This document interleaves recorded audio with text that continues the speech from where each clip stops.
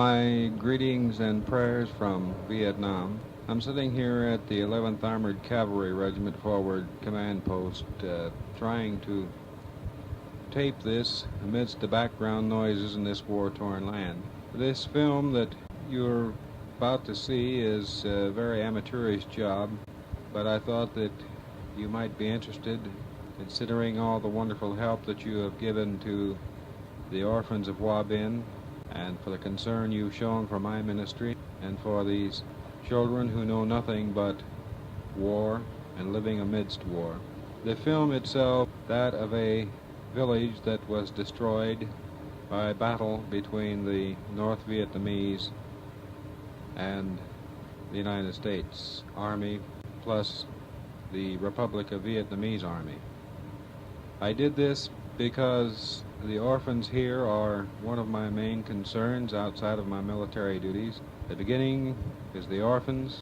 The end is a destroyed village, which again produces orphans, refugees, and a complete cycle again of devastation and lack and loss of home and hope.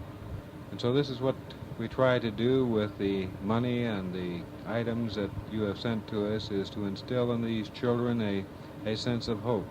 Hope in the future through Christ, and hope in the future through the help of unseen friends throughout the world who value freedom and liberty, their own home, and the right to work their own land, as these people here are striving for and value deeply in their own lives. And so I will begin with a short description of Wabin.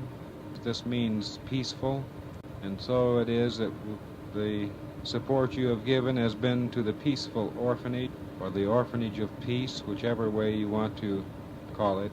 The director and most of the children in this orphanage are really refugees from North Vietnam.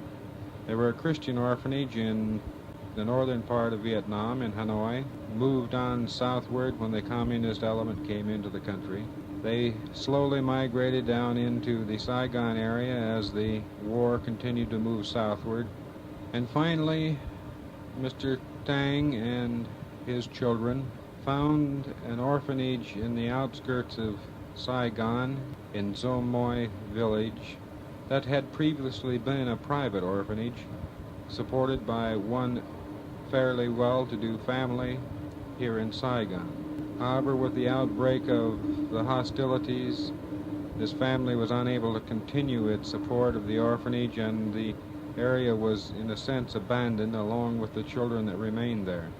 Mr. Tang brought his children into this orphanage area, and with the kind permission of the owner of the land, the previous director of the orphanage, was able to move in, give his children a home, and to establish an orphanage there with help of contributions from wherever he could get them. It has been a long, hard struggle for them in the past years. The unit I was with at the time of my assignment to Saigon, the 34th General Support Group, found this orphanage in a rather destitute condition and decided to adopt them as their project for the time that they were here. This was started in November of 1968. However, by the end of December, the 1st of January, not too much had been accomplished, and the Great Tet Offensive of 1968 hit in the Zo Moi area, as this was used as a major staging area by the Viet Cong. The orphanage itself was surrounded by the enemy, and in the process of the battle with the Republic of Vietnamese troops and U.S. Army troops, the VC had fired rockets into the area, and one rocket had destroyed the roof of the chapel of the orphanage area. With the counter-attack by the Allied forces, unfortunately the VC were so close that some of the rounds from aircraft and artillery came close and destroyed part of the front of the building, leaving pockmarks of machine gun bullets and rocket rounds in the front entranceway and in the front part of the building. After Tet, it was a very hot spot, you might say, and we were not able to go out there. And so it was when I arrived in July, there had only been one hurried visit to the orphanage since the Tet Offensive and the May Offensive. And so in early August, I made my first trip out to Wabin Orphanage and found a very deplorable situation. Complete filth around the outside of the orphanage and the areas leading into it. A high water table that prevented any drainage. Very unsanitary conditions. No water that was able to be used for food or drink. No electricity. Very shabby, dingy rooms. Lack of repair. Very little clothing or food. In fact, a very hopeless type situation. And so we went to work on Project Peaceful to try to bring them up to a standard of living that would enable these children to really see that there is a future to life. And so with the help of many friends throughout the United States, we now have the orphanage in a state of repair and the children in a state of health and happiness that I don't think they have exceeded in the past. They are coming along very wonderfully. They're very dear to my heart, and I'm sure that seeing the Christmas party of December prior to the time that everything was completed, you too will see the joy that they had on Christmas as we dedicated their newly renovated chapel and had the Christmas party for all the children. We still have a continuing effort for this orphanage. I still, even though I have been transferred to the 11th Armored Cav, have kept my hand in the pie, so to speak. I continue to go down there as often as possible. And so without further ado, we'll go on to the film, beginning with the Wabin Orphanage. I'll try to keep my comments as short as possible, and hopefully the recording will be in synchronization, at least close enough to associate the words with the film. This first scene is of my personal insignia while I was with the 34th Aviation Group. Now we're headed out toward Zomoy Village, down the road into toward the Wabin Orphanage. This white gate is the entrance to Zomoy Village. Now we're going down the main street.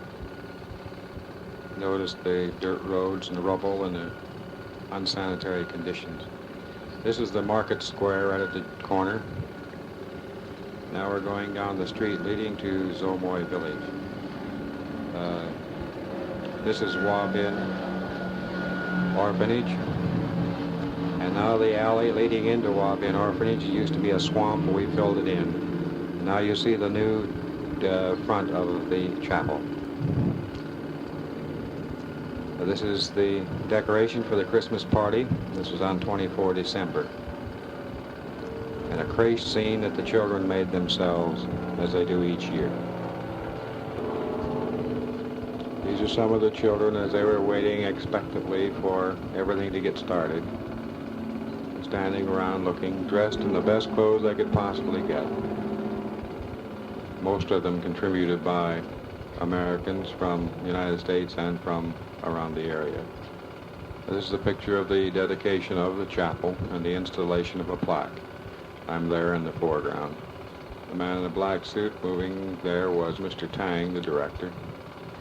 The priest on the right is the Catholic priest for this orphanage, and here are the children in their formation for to hear the speech and see the dedication. This is the installation of the plaque, which reads, "In gratitude to Chaplain Lieutenant Colonel Robert H. Hahn, all of our American friends in the 34th General Support Group, Christmas 1968, Wabin Orphanage." They've given out some of the presents. Each girl got a doll, and each boy got a electric or battery-operated car, plus many other gifts we had that were of a smaller nature. Each child got at least 4 presents. Here they are playing with the things they got. This is little Peanuts. He's probably the most joyful little fella. He was left here when he was 2 years old and has a personality all of his own. is a favorite of everyone, and all the soldiers and myself and all the Vietnamese children in the help. This is one of the elders of the village that came to participate in the ceremony. The men standing around are officers' men from the 34th Group from MACV headquarters who were there to help on the Christmas party and who donated their time and efforts to helping at the orphanage. The lady in the orange ao dai, which is the Vietnamese dress, is one of the teachers there at the orphanage and cares for the children as a mother would. This young man is one of the oldest ones. He's looking through a pair of binoculars and is learning a trade now.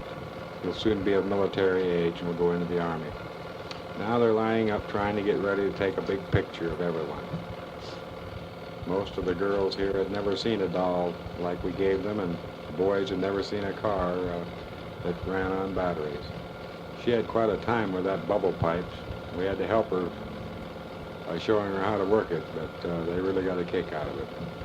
This is a dance by 3 of the orphans that depicts the Christmas in Vietnam. You might note the Coke there on the table in front. Coca-Cola is known the world over. And this is the front of the chapel as we finish our Christmas program and depart from Wabin. Notice the dove is symbolizing peace, Wabin.